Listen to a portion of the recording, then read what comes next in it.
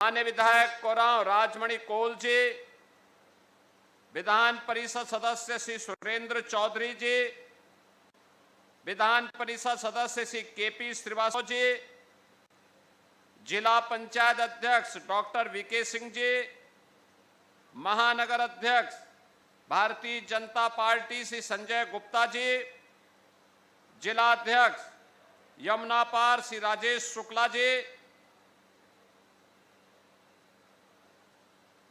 माननीय श्री अशोक वाजपेयी जी, प्रदेश मंत्री श्रीमती अनामिका चौधरी जी, नगर निगम कार्यकारिणी के हमारे सभी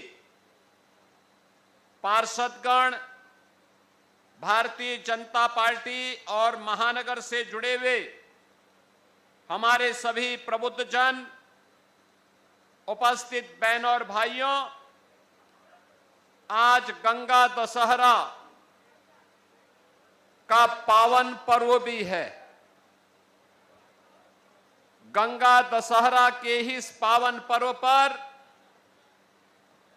नगर निगम कार्यकारिणी के 3 सफलतम वर्ष पूरे हो रहे हैं।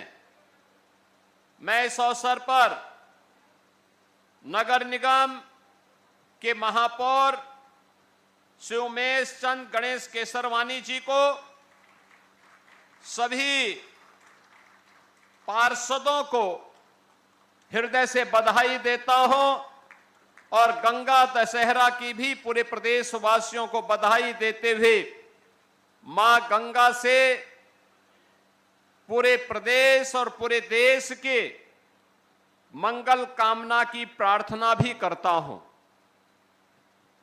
बहनों और भाइयों, प्रयागराज नगर निगम की इस कार्यकारिणी को सौभाग्य प्राप्त होता है कि इसने इस सदी के महाकुंभ के आयोजन को संपन्न कराने में अपना योगदान दिया। जब गत वर्ष प्रयागराज के इतिहास में और दुनिया के इतिहास में प्रयागराज ने एक नए अध्याय का सृजन किया, एक भव्य और दिव्य कुंभ का आयोजन, महाकुंभ का आयोजन करके पूरे देश को और पूरी दुनिया को अपनी ओर आकर्षित किया। 45 दिन के इस आयोजन में 66 करोड़ से अधिक श्रद्धालुओं ने आकर के मां गंगा, मां यमुना और मां सरस्वती के त्रिवेणी के इस महासंगम में ज्ञान, भक्ति और कर्म की एक नई प्रेरणा प्राप्त करके ऊर्जा के उस अक्षय स्रोत भारत की वैदिक और पौराणिक काल की इस पावन धरा को नमन करके अपने पूर्वजों के प्रति कृतज्ञता ज्ञापित करते हुए इस संगम में स्नान की, आस्था की स्नान की पवित्र डुबकी लगा करके अपने जन्म और जीवन को धन्य किया था। नगर निगम हमारी कार्यकारिणी ने उनके स्वागत के लिए, उनकी सुविधा के लिए हर संभव प्रयास किया था और परिणाम रहा भव्य और दिव्य कुंभ को हम दुनिया के सामने दे पाए। यही प्रयागराज है बहनों और भाइयों। 2017 के पहले माघ मेला हो, कुंभ के आयोजन हो, वे गंदगी के, भगदड़ के, अव्यवस्था के, अराजकता के शिकार होते थे। लोग आना नहीं चाहते थे, लोग आना नहीं चाहते थे। लेकिन जब 19 में हमारी सरकार को पहली बार प्रयागराज कुंभ के आयोजन को करने का अवसर प्राप्त हुआ था, तब प्रधानमंत्री जी की प्रेरणा से और उनके प्रयास से प्रयागराज के कुंभ को यूनेस्को ने मानवता के अमूर्त धरोहर के रूप में मान्यता देकर के हमारे पूर्वजों की इस परंपरा को, हमारी सांस्कृतिक और आध्यात्मिक परंपरा के इस आयोजन को वैश्विक मान्यता देने का काम किया था। हर भारतवासी, हर सनातन धर्मावलंबी के लिए गौरव की बात थी। और उसी गौरव के साथ जुड़ने का अवसर 19 में भी और 25 में भी हमारी सरकार को प्राप्त हुआ। मैं इसके लिए नगर निगम के उन सभी पार्षदों को, वर्तमान और पूर्व महापौर को, उन सभी कार्मिकों को, उन सभी सफाई कर्मियों को, उन सभी सुरक्षा कर्मियों को जिन्होंने प्रयागराज के इस ऐतिहासिक कार्यक्रम को, कुंभ हो या महाकुंभ, उसे भव्य और दिव्य तरीके से संपन्न करके प्रयागराज को वैश्विक मान्यता दिलाने में अपना योगदान दिया था। बहनों और भाइयों, मेरा मानना है 19 और 25 के कुंभ के आयोजन के लिए प्रयागराज में ये डबल इंजन सरकार ने जो अवस्थापना सुविधाओं का विकास किया, ये अवस्थापना सुविधाओं को अगर सही तरीके से हम मेंटेन करके लेके चले तो अगले कुंभ के आयोजन तक ये आपके लिए एक नया धरोहर तो रहेगा ही, अगले कुंभ के लिए फिर नए सिरे से फिर हजारों करोड़ रुपए प्रयागराज के विकास के लिए स्वतः स्फूर्त भाव के साथ आते हुए दिखाई देंगे। लेकिन अपनी जवाबदेही और जिम्मेदारी का पालन करते हुए यहां के लोकप्रिय महापौर ने विरासत को विकास के साथ जोड़ करके प्रधानमंत्री जी के संकल्पों को आगे बढ़ाने के लिए जो कार्य किया, आज उसका परिणाम हमें यहां देखने को मिल रहा है। मुझे याद है 25 के प्रारंभ में, 24 के प्रारंभ में हम लोग आए थे जब प्रयागराज कुंभ के आयोजन को हमें आगे बढ़ाना था। तब हम लोगों ने यहां निरीक्षण किया था। आप सोचो 161 वर्ष पुरानी बिल्डिंग है ये, जो नगर निगम का हॉल है, और इतना भव्य और दिव्य हॉल बन गया है पार्षदों के बैठने के लिए, नगर निगम की कार्यकारिणी के लिए। इसके लिए मैं आप सबको बधाई देता हूं। भव्य और दिव्य हॉल। नगर निगम आज अपनी 400 करोड़ रुपए की परियोजनाओं का शिलान्यास भी और लोकार्पण भी करा रहा है। यानी हम रुके नहीं हैं, हम थमे नहीं हैं, हम तो मां गंगा की धारा की तरह ही अविरल होकर के अपनी इस यात्रा को विकास की धारा के साथ मां गंगा से प्रेरणा प्राप्त करते हुए निरंतर और निरंतर चरेवेति के मंत्र के साथ आगे बढ़ेंगे और हमारी यात्रा विकास की गति को प्रगति की ओर बढ़ाने का काम करेगी। ये 400 करोड़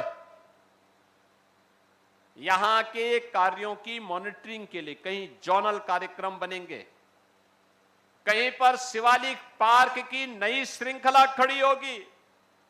याद करिए ना, शिवालिक पार्क वेस्ट को कैसे बदलता है, वेस्ट टू वेल्थ की एक बेहतरीन सफल कहानी में से एक कहानी है, एक सक्सेस स्टोरी है। वेस्ट टू वेल्थ की सक्सेस स्टोरी शिवालिक पार्क है, जिसमें 400 टन वेस्ट मटेरियल लग करके अलग अलग तीर्थों के 12 ज्योतिर्लिंगों की रिप्लिका खड़ी करके लोगों के लिए कौतूहल का विषय बनाया था उस समय नगर निगम ने। बहनों और भाइयों, यह कार्य हमें एक नई पहचान दिलाता है। याद करिए, पहले अक्षय वट का दर्शन करने की अनुमति नहीं थी। 2019 में प्रधानमंत्री जी की प्रेरणा से अक्षय वट को भी आम श्रद्धालु के दर्शन के लिए खोल दिया गया। अब कोई भी जाकर के दर्शन कर सकता है, सरस्वती कूप से जल ग्रहण कर सकता है। बहनों और भाइयों, पहले भारद्वाज आश्रम का अता पता नहीं था। भारद्वाज, महर्षि भारद्वाज हम सबके कुल के गुरु हैं। दुनिया के पहले कुलपति भी हैं। गुरुकुल चलाते थे इसी प्रयागराज में हजारों वर्ष पहले। भगवान राम जब वन की ओर जा रहे थे तब भी महर्षि भारद्वाज का दर्शन करने के लिए आते हैं, और 14 वर्ष के वनवास के बाद जब वापस आ रहे थे तो उन्होंने अपना विमान इसी प्रयागराज में उतार करके कहा था कि नहीं, पहले मैं महर्षि भारद्वाज का दर्शन करूंगा, क्योंकि उनका आदेश हुआ था, मैं इसलिए दर्शन करके ही फिर अयोध्या के लिए प्रस्थान करूंगा। आप सोचो, उस महर्षि भारद्वाज का आश्रम कब्जा हो गया था, अतिक्रमण का शिकार हो गया था। आज हम कह सकते हैं महर्षि भारद्वाज का आश्रम भी मुक्त है, और आश्रम के साथ साथ मंदिर भी भव्य स्वरूप ले चुका है। बहनों और भाइयों, अब प्रयागराज की सड़कें भी चौड़ी हैं, स्मार्ट हैं। स्मार्ट सिटी के रूप में प्रयागराज ने एक यात्रा प्रारंभ की है, और प्रयागराज के इस विकास को और मजबूती के साथ आगे बढ़ाने के लिए ये डबल इंजन की सरकार मजबूती के साथ कार्य कर रही है।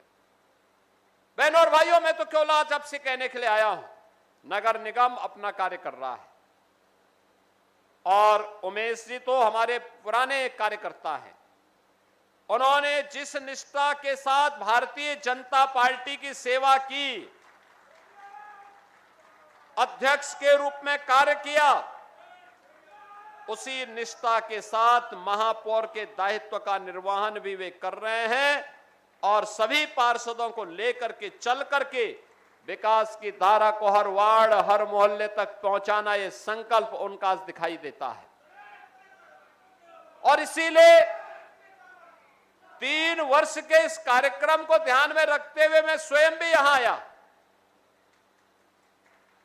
उन्होंने मुझे एक छोटी सी नोटिस में कहा कि मेरे कार्यक्रम लगे हुए थे, मैंने कहा नहीं भी प्रयागराज जाऊंगा, और ये मैं संजोग मानता हूं कि प्रयागराज गंगा दशहरा का भी दिन है, मां गंगा के भी दर्शन हो जाएंगे।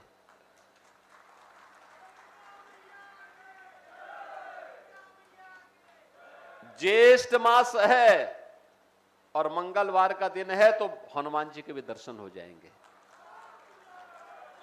यानी 3 वर्ष के कार्यक्रम के साथ साथ कई पुण्य अर्जित करने के अवसर प्राप्त हो गए।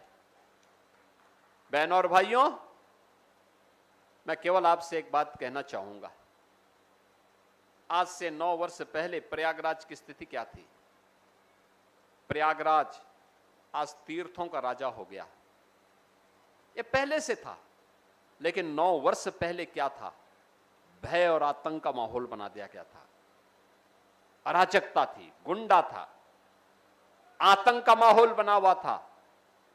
व्यापारी की जमीन पर, सार्वजनिक जमीनों पर कब्जा कर लिया जाता था। अराजकता का तांडव होता था। डेवलपमेंट ठप हो गया था। आज प्रयागराज आतंक से, माफियागिरी से, गुंडागिर्दी से मुक्त हो चुका है। अब प्रयागराज में बेटी हो या व्यापारी सुरक्षित होकर के किसी भी समय निकल सकते हैं, और कोई छेड़ने का दुस्साहस नहीं कर सकता है। करेगा तो उसकी कीमत भी चुकाएगा। बहनों और भाइयों, आप सबको यही आश्वस्त करने के लिए आया हूं। ये डबल इंजन सरकार सुरक्षा भी देगी, सुशासन के लक्ष्यों को भी प्राप्त करेगी, समृद्धि के लिए नित नए प्रयास करेगी, और हर प्रकार से आपके घरों में खुशहाली हो, आपके व्यक्तिगत जीवन में, पारिवारिक जीवन में, सामाजिक जीवन में एक खुशहाली का माहौल हो, इसके लिए हर संभव प्रयास भी करेगी। मैं तो प्रयागराज वासियों के प्रति वैसे भी आभारी हूं कि महाकुंभ में 45 दिनों तक आवागमन लगभग प्रयागराज वासियों का बाधित था, लेकिन एक भी प्रयागराज वासी ने कभी कोई विरोध नहीं किया, कोई विरोधी स्वर नहीं उठाया। ऐसे लगता था जैसे उनके अपने घर का कार्यक्रम हो। और विकास तभी होता है जब सार्वजनिक कार्यक्रमों को, इस प्रकार के बड़े आयोजनों को लोग अपना मानते हैं, तब यह विकास होता है। आज उत्तर प्रदेश विकास के जिस नए प्रतिमान को स्थापित कर रहा है, जिन नई ऊंचाइयों को प्राप्त कर रहा है, ये इसी भाव को ध्यान में रख करके जब प्रदेश की जनता जनार्दन का आशीर्वाद प्राप्त हुआ तब हम सफल हो पाए। अगर जनता जनार्दन का आशीर्वाद नहीं मिलता, क्या यह संभव था कि हम इन लक्ष्यों को प्राप्त कर पाते, प्रदेश को एक नई पहचान दे पाते, युवाओं के लिए नौकरी और रोजगार की सुविधा ला पाते, अन्नदाता किसानों को शासन की योजना का लाभ, गरीब को गरीब कल्याणकारी योजना का लाभ और विकास के बड़े बड़े इंफ्रास्ट्रक्चर का लाभ हम दे पाते क्या? आज तो अगर प्रयागराज वासी को यहां से दिल्ली के लिए प्लेन और ट्रेन नहीं मिल रही है, अपनी गाड़ी दबाइए और 7 घंटे में दिल्ली पहुंचिए। गंगा एक्सप्रेसवे चालू हो गया है, गंगा एक्सप्रेसवे चालू हो गया है। वर्ल्ड क्लास इन टेक्नोलॉजी का उपयोग करके हम लोगों ने इस एक्सप्रेसवे का निर्माण किया है। राइडिंग क्वालिटी आप देखेंगे, कभी चल करके देखिए, ऐसा लगेगा 120 की स्पीड में भी ऐसा लगेगा जैसे कि आप बैठे हैं, गाड़ी खड़ी है। बहुत स्मूथ चलेगी। हम लोगों ने दुनिया की जो सबसे अच्छी टेक्नोलॉजी हो सकती थी उसको इस एक्सप्रेसवे के निर्माण में लगाया है। औद्योगिक गलियारे बन रहे हैं और अभी हर्षवर्धन जी की इस विधानसभा में 1000 करोड़ रुपया दिया है हम लोग गंगा जी में एक 4 लेन का पुल बनाने के लिए। हर्षवर्धन जी बताते नहीं हैं, 1000 करोड़। यहां के विकास के अन्य कार्यक्रम भी आ रहे हैं। फाफामऊ का पुल बनेगा, कार्य पूरा होते ही इन दोनों पुलों के शिलान्यास और उद्घाटन के लिए और यहां की अन्य बड़ी परियोजनाओं के लोकार्पण के लिए हमारा प्रयास है कि आदरणीय प्रधानमंत्री जी का आगमन प्रयागराज की धरती पर हो। बड़े आयोजन के साथ हम इन कार्यक्रमों को आगे बढ़ाएंगे। बड़े बड़े प्रोजेक्ट यहां के अभी हैं जिन्हें आगे बढ़ाना है। प्रयागराज की यात्रा भगवान प्रयागराज की कृपा से, भगवान अक्षय वट की कृपा से, मां गंगा की कृपा से, भगवान बेनी माधव की कृपा से बिना रुके, बिना डिगे, बिना झुके अनवरत रूप से आगे बढ़ता रहेगा।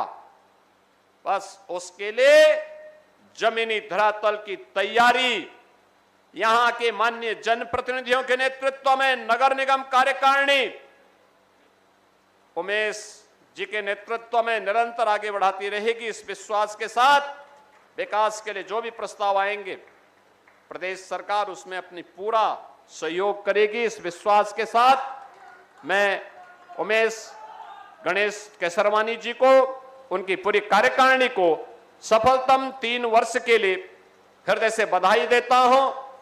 400 करोड़ रुपए की परियोजनाओं के लिए प्रयागराज वासियों को हृदय से बधाई और शुभकामना देते हुए अपनी वाणी को विराम देता हूं। धन्यवाद। जय हिंद।